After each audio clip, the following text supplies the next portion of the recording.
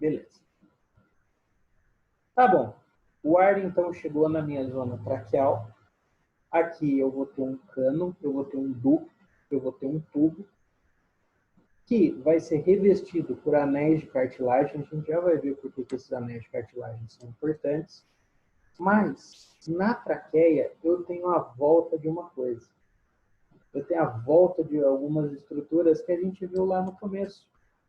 Na traqueia, em toda a extensão do canal traqueal, olha o que eu vou ter.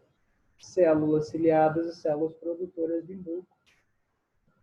Espera aí, na cavidade nasal eu tinha isso também.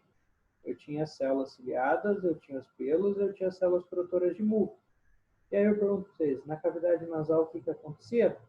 Ah, senhor, eu filtrava o ar, né? Sim. Se a minha traqueia tem esses mesmos componentes, o que vai acontecer com o ar na traqueia? Vai ser filtrado de novo. Então, na traqueia, eu vou ter uma segunda filtração daquele ar. Ou seja, eu vou pegar um ar no meu nariz, vou filtrar esse ar no meu nariz, esse ar filtrado vai cair na minha faringe, vai para a minha laringe, e na hora que ele chegar na traqueia, eu vou filtrar de novo. Aí, senhor, mas vai ter o que filtrar? Vai.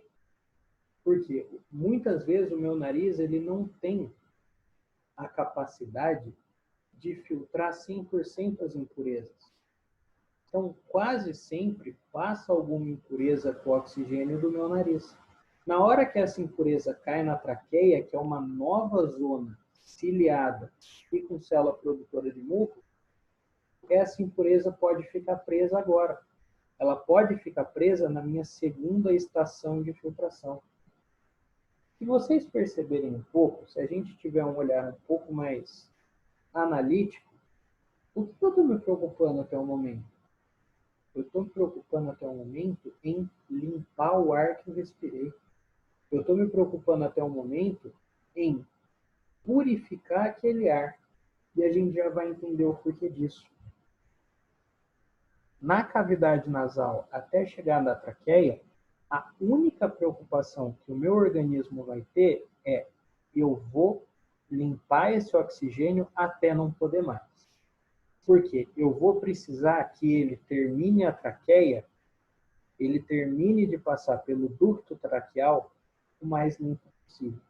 Então, aqui, chegar na região terminal da traqueia, é interessante que chegue o quê? Oxigênio.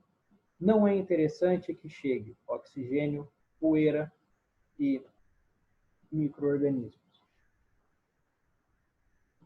Aqui também tem o pessoal que defende a respiração pela boca.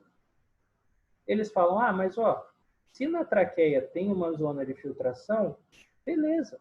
Aquele ar impuro que eu peguei pela boca, ele vai ser filtrado na traqueia. Está errado?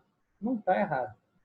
Só que pensa bem, o ar que você pegou pela boca, ele vai ser filtrado somente na traqueia. O ar que você pega pelo nariz, ele vai ser filtrado no nariz e na traqueia. O ar que vem da cavidade nasal é filtrado 2 vezes. O ar que vem da boca, ele é filtrado uma vez só. Tá bom? Passando por essa região, ou seja, deixando lá um pouco mais de impureza, deixando lá um pouco mais de partículas indesejáveis, esse meu ar chega na primeira ramificação da traqueia, que são os brônquios. Uma outra curiosidade. Lembra que toda pessoa que dorme de boca aberta ronca? Não. Não. Por quê? O ronco tem a ver com a corda vocal. Então a pessoa pode dormir de boca aberta e simplesmente só ficar respirando. Agora, se na laringe da pessoa ela conseguir energizar esse ar, aí ela vai ser uma pessoa que ronca. Então é tudo uma questão do que você faz com o ar que você pega pela boca enquanto você dorme. Peraí que eu esqueci o que eu ia falar. Chegou nos brônquios. Ah, tá. Beleza. Lá no nariz, eu tinha a produção da secreção nasal, né? Que muita gente fala ranho. Ah, o ranho, a catota, esses negócios aí. Aqui na minha traqueia, eu vou ter uma produção de secreção também. Só que a secreção da traqueia, ela é o que a gente conhece como catarro. Tá? Então, o catarro, ele é resultado da filtração que acontece na traqueia. Então, alguma partícula indesejada fica presa na traqueia, as células produtoras de muco vão lá, envolvem essa estrutura indesejada com muco, e aí eu tenho a formação do catarro. Qual que é a ideia? O que eu preciso fazer com o catarro? Eu preciso expelir o catarro. Tá? Então, eu faço com que esse catarro suba. E aí, bicho, a partir do momento que eu faço o catarro subir, ele tem duas vias, né? Se a pessoa faz o catarro subir e engole, esse catarro vai para o esôfago. Se a pessoa faz o catarro subir e cospe, aí ela de fato elimina aquilo do corpo. Tá? Tem pessoas que odeiam expelir catarro e o professor de vocês é uma delas. Eu odeio, eu acho nojento. Mas eu entendo que seja necessário, só que eu particularmente odeio fazer esse tipo de coisa. Tá? Então o catarro vai ser a formação aqui da minha traqueia. Professor, Oi? por que que o exercício, quando a gente faz exercício cardiorrespiratório, tipo natação, aí melhora muito a saúde do sistema pulmonar, né? Porque você está falando de catarro, né? Agora que eu lembrei. Uhum. Eu, quando era criança, tinha muito, mas muito catarro, né? Sim. Aí eu comecei a fazer natação, aí aquela catarreira toda sumiu. Por que que isso acontece? Então, aí é uma questão do próprio exercício. Tá? Você treina o seu sistema respiratório a ser um pouquinho mais potente. Tá? Você treina o seu sistema respiratório a ter um tratamento melhor do ar, mas isso não vem obrigatoriamente com a natação. A natação ela é boa porque ela aumenta a capacidade pulmonar, graças ao fato de você ficar, em tese, privado do oxigênio por muito tempo, né? Quando você está nadando, se você vê, você não respira direito. Você não respira a todo momento, ininterruptamente. Você respira o momento que você vira a cabeça. E aí você tira ela da água, você dá uma puxada de ar, coloca a cabeça na água, dá uma outra abraçada. Então, a atividade física, ela melhora o seu rendimento. E aí, com um rendimento melhor, pode ser que você produza menos catarro, mas isso não é via de regra. Tá? Isso não é via de regra 100%. Isso vai do organismo da pessoa também. Bom, um último ponto para a gente falar é o seguinte. Quando eu tenho alguma partícula indesejada que se aloja no meu nariz, qual que é o mecanismo que eu uso para expelir essa partícula indesejada? Eu vou lá e espirro. Se vocês perceberem, o espirro ele é uma coisa muito curta. Por quê? Para aquela partícula que está no seu nariz sair do seu corpo, o caminho é relativamente curto. Agora, quando eu tenho uma partícula indesejada na traqueia e eu formo o catarro ou não, mas enfim, eu preciso expelir aquilo da minha traqueia. Eu não preciso de uma ação curta, porque a ação curta não vai fazer com que ela consiga subir da traqueia e seja expelida. Quando eu tenho algo indesejável no meu canal traqueal, o mecanismo que o meu corpo, o mecanismo de defesa que o meu corpo tem para expelir aquilo é a tosse. Então, aqui tem uma diferença importante. O espirro, eu estou eliminando coisas da região da minha cavidade nasal e boca. A tosse, eu estou eliminando coisas da minha traqueia. Tá bom? Tanto que, se vocês perceberem, a tosse ela é um pouco mais prolongada. A tossida, ela não é tão curta como o espirro. Aí uma outra informação importante para vocês. Tá? Então, quando você tosse, você elimina as coisas que estão mais aqui embaixo. Quando você espirra, você elimina as coisas que estão mais ali em cima.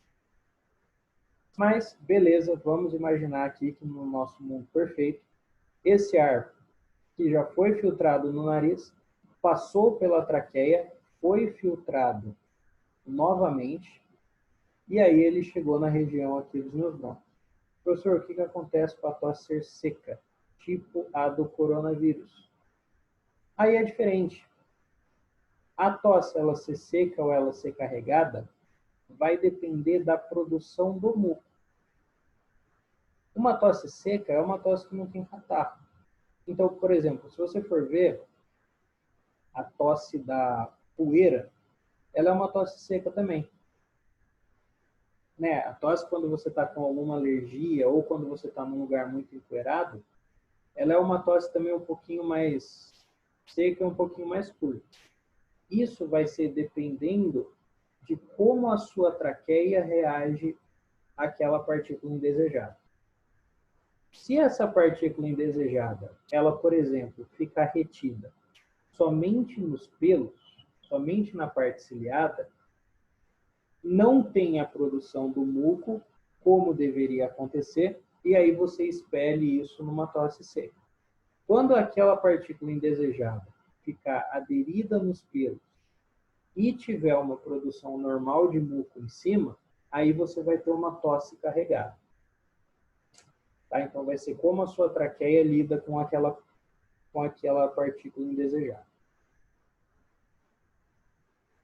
Mundo perfeito.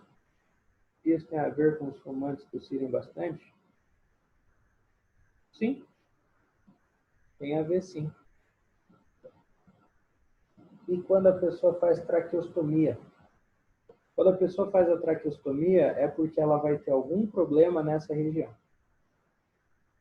Tá? Alguma coisa na região da traqueia dela está obstruída. E aí ela precisa limpar isso.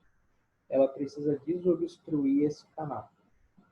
E aí ela faz lá o procedimento para justamente liberar o espaço que o ar precisa para passar. Se tiver uma parte da traqueia obstruída, vocês concordam que vai vir menos ar. E aí, se vier menos ar, essa pessoa vai ter uma série de complicações, porque ela vai ter menos oxigênio. Então, sempre que a minha traqueia estiver parcial ou totalmente obstruída, você precisa fazer a traqueostomia para liberar esse espaço. Espera aí. E quando a pessoa faz traqueostomia, o que é carne esponjosa? Como assim, Mariana? Eu não entendi. Eu acho que era ela para escrever carne esponjosa, né? Aquela do nariz. É, carne esponjosa, eu acho que chama. Que fica duas carninhas muito grandes, acho que Isso na é carne traqueia, esponjosa. e tem, e tem dificuldade.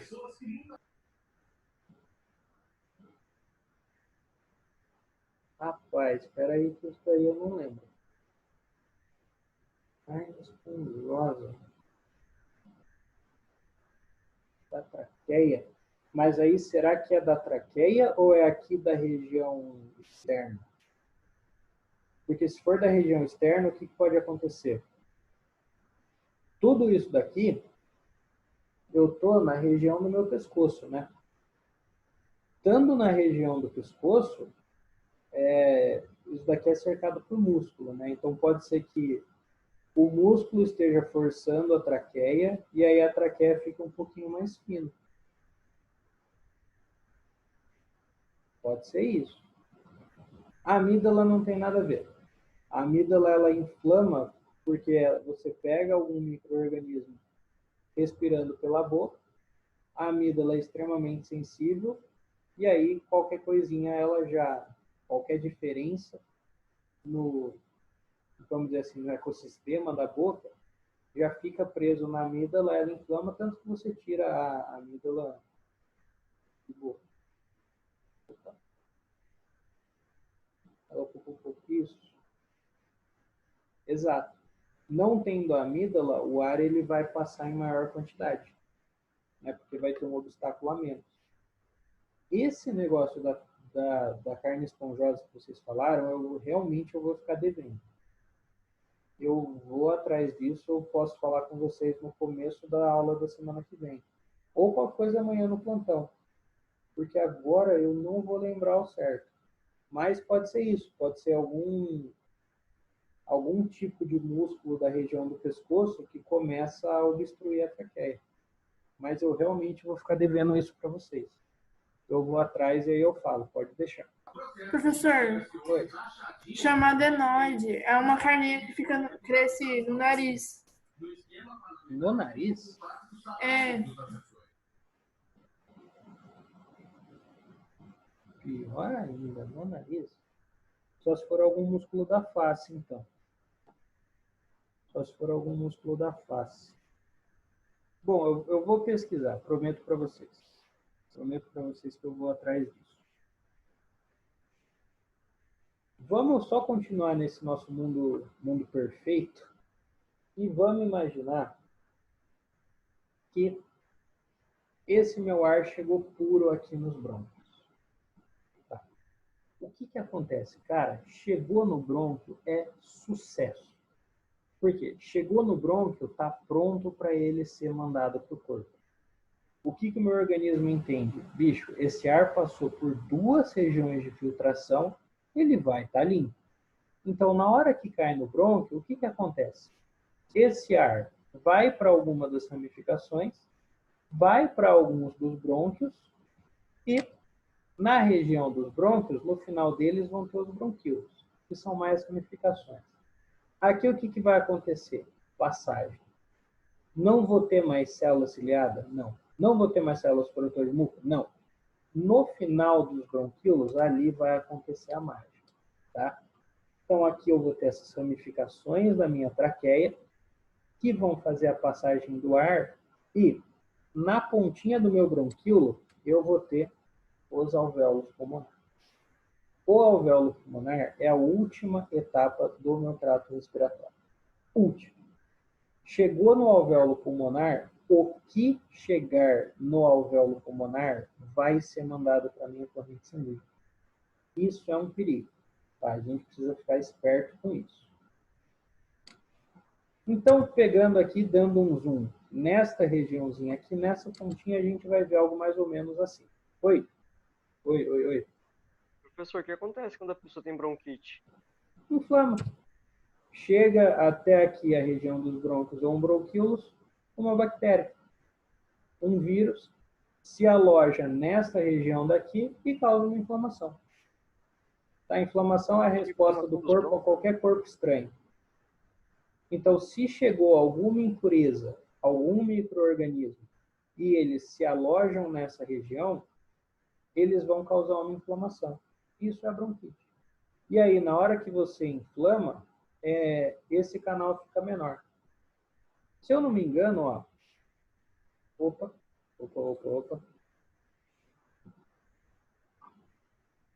Aqui, ó, nosso último slide, a gente vai falar da bronquite. Mas é uma inflamação daquele trato. Chegou alguma impureza, chegou algum micro-organismo na região bronquiolar e ele ficou alojado aqui. Ele ficando alojado aqui, inflama toda essa região, diminui a passagem do ar. Chegamos no último ponto.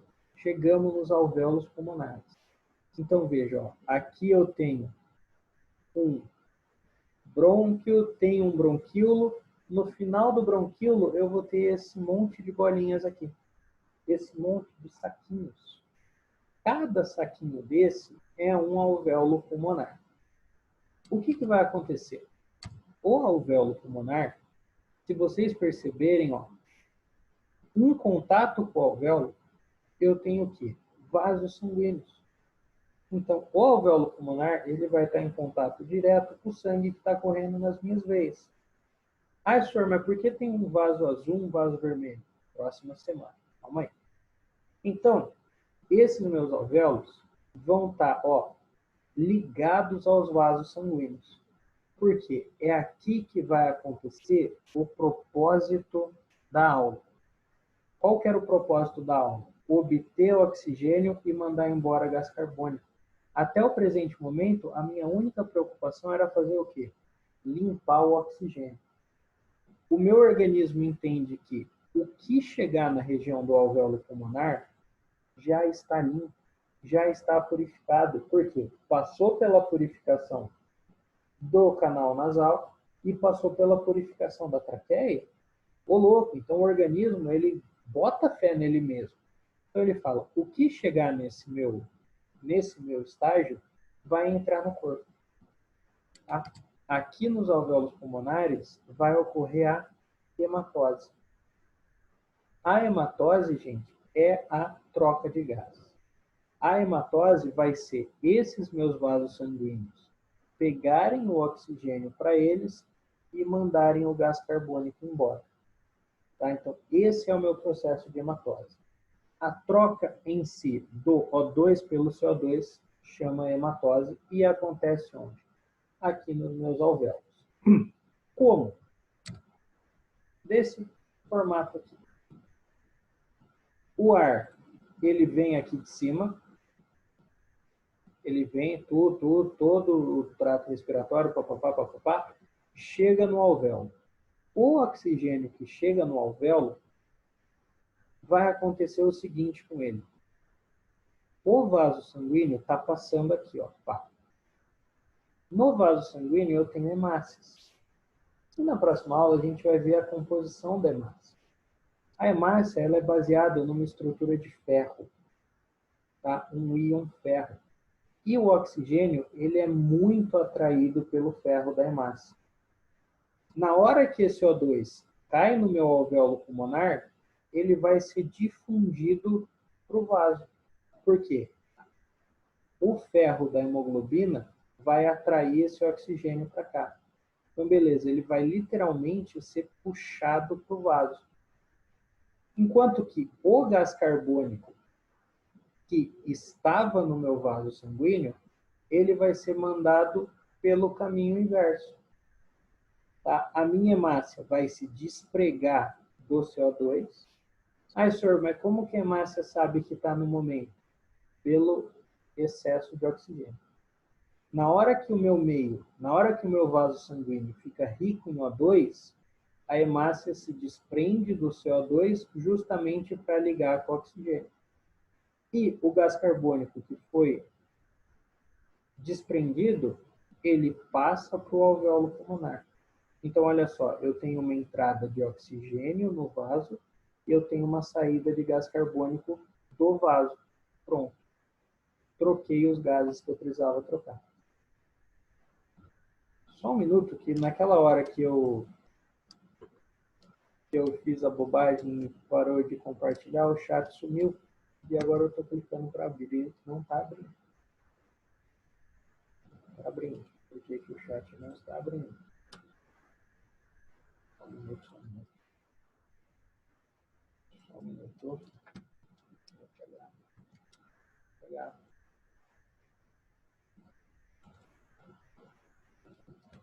Boa, apareceu. Tá bom. Então, ó, todo o meu propósito da aula foi cumprido. Precisava o quê? Precisava obter oxigênio no meu organismo. Aí, o oxigênio agora está no meu vaso sanguíneo. Então, eu vou pegar esse oxigênio junto com os nutrientes que nós pegamos na aula passada e aí o organismo vai funcionar. E aí eu vou ter a produção de energia através da respiração celular e com essa energia da respiração celular, o meu corpo consegue crescer, consegue se desenvolver, consegue sintetizar proteínas, consegue fazer todos os processos que são requeridos para ele. Tá? Então, nesse ponto, nós terminamos aquela nossa primeira etapa do funcionamento, obtenção. Obtenção de quê? Nutrientes a partir da digestão e obtenção de gases a partir da respiração. Obtive o gás que eu precisava. Um ponto que eu gostaria de conversar com vocês é o seguinte. O que vai controlar isso tudo? Lá na digestão, a gente viu que existe uma série de hormônios, né? Então, o estômago libera gastrina no momento que você está mastigando, e aí, quando você passa pela válvula pilórica, nós temos a liberação da colecistocinina e da secretina e tudo mais. Como que se dá o controle da respiração? Aí entra um ponto da hora. Não tem hormônio. A respiração não tem hormônio. Ela é um processo estupidamente mecânico. Ela não é um processo nem um pouco químico. Vejam, eu não falei de química em momento nenhum. O máximo de química que eu tenho na respiração é a ligação da hemoglobina com o oxigênio, mas isso não é ninguém. O meu corpo não libera nada para a respiração acontecer. É um processo mecânico, cara. Isso é a mágica da respiração. E além dele ser mecânico, olha só, ele é parcialmente voluntário. Eu consigo controlar a minha respiração parcialmente? Consigo. Se eu virar para vocês e falar agora, respira. Eu tenho certeza que todo mundo respira. Todo mundo se tocou que estava respirando e agora está prestando atenção. Puta, eu estou respirando mesmo. Ó, eu vou parar de respirar por 10 segundos. Aí, beleza, você volta a respirar. Então, você tem um certo controle desse processo. Mas, chega um ponto onde essa respiração fica involuntária. Quando você esquece da respiração, o seu organismo, ele continua fazendo, mesmo você não mandando ordem. Tá? Então, essa é a ideia do parcialmente voluntário. Eu consigo controlar se eu quiser, mas eu não consigo controlar a todo momento. Esse controle, ele vai ter um auxílio de um músculo que chama diafragma. Aquele músculo que fica lá embaixo. Na inspiração, então, eu vou ter a entrada do oxigênio. Quando você inspira, o que você faz? Você puxa. Então, você contrai o diafragma e na hora que você contrai o diafragma, você aumenta a sua caixa torácica. Você aumenta o seu peitoral, o seu pulmão cresce de tamanho e você enche esse pulmão de ar. Quando você expira, ou seja, quando você manda esse CO2 embora, o que acontece? Você relaxa o diafragma, você esvazia a sua cavidade pulmonar e aí o ar vai ser mandado para fora. Tá? Esse é o controle da respiração. Não existem hormônios. Opa. Professor, quanto tempo nós conseguimos ficar sem respirar? Porque umas pessoas aguentam mais. Isso tem a ver com o tamanho do diafragma? Não. Isso, por incrível que pareça, é um treino, que chama apneia. Você acostuma o seu corpo a períodos maiores sem oxigênio. Como assim? Você coloca o seu corpo em situações de baixo oxigênio e aí ele meio que aprende a lidar com essas situações de baixo O2. E aí, conforme você vai privando o seu corpo cada vez mais de oxigênio, ele vai conseguindo se virar com cada vez menos. E aí você consegue ficar um tempo maior sem respirar. Só que isso, Mariana, gera um problema muito forte. Tá? Gera um problema muito forte que vai estar, se eu não me engano, daqui 2 slides. A pessoa que tenta fazer a apneia embaixo da água. Essa questão de você conseguir ficar sem respirar é puramente treino. Você acostuma seu corpo a ter menos oxigênio, então ele consegue sobreviver com uma quantidade menor. Você cessa a entrada, ou seja, não tem mais troca gasosa, e aí, se não tem mais troca gasosa, o seu corpo ele meio que tem que trabalhar com o oxigênio que já está lá dentro. E o oxigênio que já está lá dentro é limitado. Então, conforme você vai limitando mais, ele vai aprendendo a trabalhar cada vez com menos. Só que vai chegar um ponto que não vai ter como trabalhar com menos. Tipo atleta de piscina olímpica. Exatamente. O organismo daquelas pessoas, o organismo desses atletas, eles conseguem trabalhar com uma taxa de O2 consideravelmente menor que uma pessoa normal. Tá? Eles conseguem trabalhar com uma taxa de oxigênio menor. Só que tudo tem um limite. Tudo tem um limite e ó, quem vai ditar esse limite é o bulbo raquidiano. Na aula de sistema nervoso, a gente vai falar sobre o bulbo, mas ele é essa região aqui de trás da cabeça. No bulbo raquidiano, a gente tem um centro de respiração, que é o seguinte, ó. Vocês concordam que o gás carbônico só vai sair se o oxigênio entrar? Porque se não tiver oxigênio no sangue, a hemácia não vai liberar o CO2 para ligar no oxigênio. Então, beleza. Eu vou estar produzindo CO2 a todo momento a partir da minha respiração. Então, vejam só o que acontece aqui. Quanto mais gás carbônico eu tenho no sangue, maior vai ser a acidez desse meu sangue. E então o meu organismo ele vai se sentir desesperado para quê? Para reduzir essa acidez. Como que você reduz a acidez do sangue? Mandando o CO2 embora. E você manda o CO2 embora através da respiração. Então, quando você fica um tempo sem respirar, por que chega um momento que você não consegue mais controlar? Porque a acidez do seu sangue aumentou tanto que o seu sistema nervoso manda a ordem, fala, bicho, respira, pelo amor de Deus, senão você vai morrer. E aí você faz a respiração mesmo sem você querer.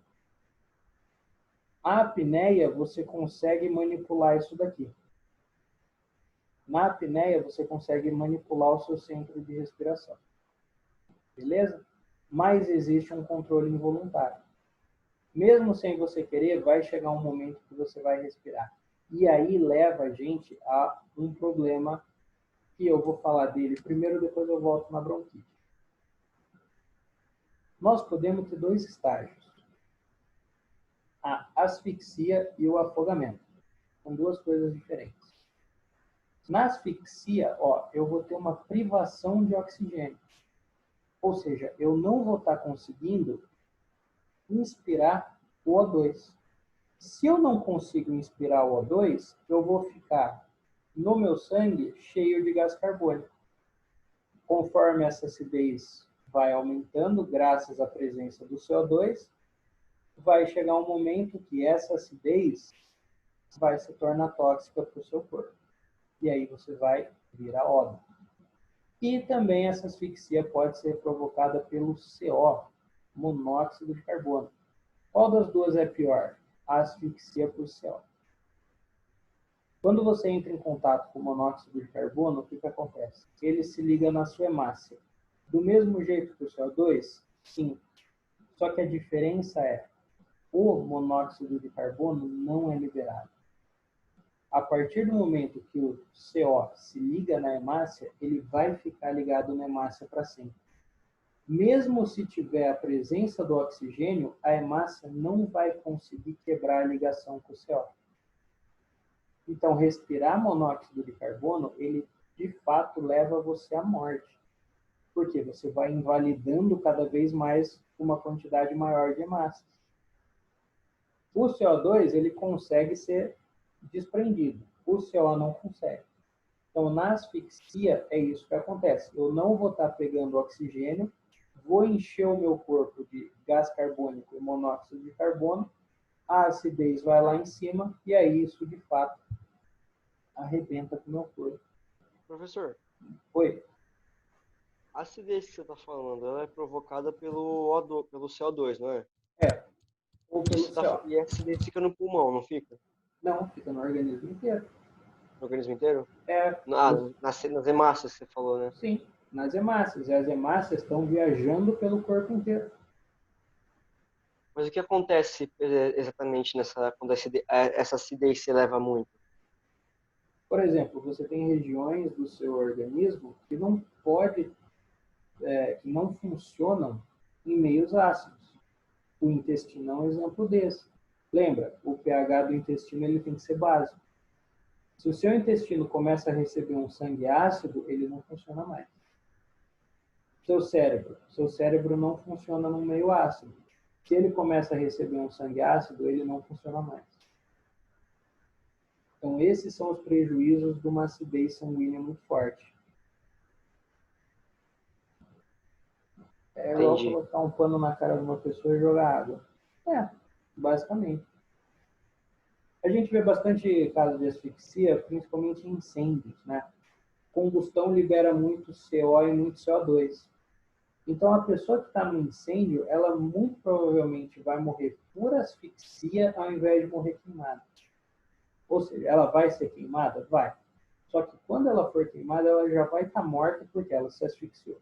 Ela ingeriu tanto CO2 e tanto CO que as hemácias dela ficaram comprometidas e ela morreu por acidez. Um outro ponto é o afogamento. Quando você está submerso,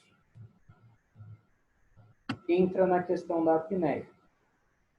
Você está submerso, então você não está pegando oxigênio. Por quê? Não tem oxigênio no meio, você não está no ar. Então, embaixo da água, o seu canal respiratório fica fechado. Não entra água. Então, beleza, você fica lá embaixo, você fica lá embaixo, você fica lá embaixo, não está entrando O2, não está entrando O2. Se não está entrando O2, o que está acontecendo? Eu estou tendo muito CO2. Se eu estou tendo muito CO2, meu sangue está ficando muito ácido. Vai chegar um momento que esse meu sangue fica tão ácido que o meu bulbo fala o quê? Respira. Como a ordem do bulbo não é voluntária, você não controla, o que acontece? O seu organismo faz o mecanismo de inspiração, só que ao invés de entrar ar, entra o quê? Água. E aí, quando você enche o seu trato respiratório com água, você morre afogado. Tá? Então, aí tem também o afogamento, né? Falta de CO2, falta de oxigênio, CO2 em excesso, aumenta a acidez, o seu bulbo manda a resposta para você respirar. Na hora que você inspira, você enche o seu canal respiratório de água, e aí, bicho, você foi para a vala. Não tem mais o que fazer. E a bronquite, né, que foi o que eu falei. Quando chega um micro-organismo na região dos brônquios ou bronquíolos, e ele se aloja nessa estrutura, ele vai causar uma inflamação e vai ter uma obstrução do vaso. Tá? Vai ter uma obstrução do canal, e aí você vai ter um prejuízo respiratório, por quê? Porque está passando menos ar. Tá? Se está passando menos ar, você vai ter uma certa dificuldade. Geralmente a pessoa com bronquite é uma pessoa muito cansada. Cansada por quê? Porque ela não está produzindo tanta energia quanto deveria, pelo fato de não estar entrando tanto oxigênio quanto deveria também. Tá bom? Um último ponto para a gente terminar é o seguinte, que eu disse que eu ia comentar com vocês no começo. Eu disse no começo que eu ia comentar no final. Vocês percebem que nós estamos ficando gripados com uma frequência muito maior? Antigamente, ficar gripado era uma coisa esporádica. A gente pegava gripe, a gente pegava doenças respiratórias com uma frequência muito mais baixa. Hoje a gente está pegando essas doenças com uma frequência muito mais alta. E aí, quando você pega uma gripe, quando você pega um resfriado, o que aconteceu? Chegou no seu alvéolo pulmonar um vírus. Chegou no seu alvéolo pulmonar uma bactéria. E aí, como chegou no seu alvéolo, ela vai passar para a sua corrente sanguínea e entrou no seu organismo. Aí ela vai infectar o seu corpo, você vai ter a gripe, você vai ter o resfriado. Por que isso aumentou? Boa, boa. Ó, falta menos de 1 minuto, eu vou abrir de novo, tá? Eu vou abrir de novo para a gente terminar essa discussão, que daqui a pouco eu vou ser cortado.